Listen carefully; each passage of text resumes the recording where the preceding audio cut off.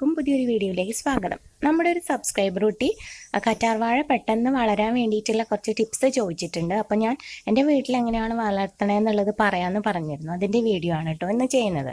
നല്ല വണ്ണവും ആരോഗ്യമുള്ള കറ്റാർവാഴയുടെ തൈ സംഘടിപ്പിക്കാൻ നോക്കുക. എന്നിട്ട് അത് നമ്മൾ ഗ്രോ ബാഗിലാണ് വീട്ടിൽ വെച്ചിരിക്കുന്നത്. ചാക്കിലും നിറയ്ക്കാം.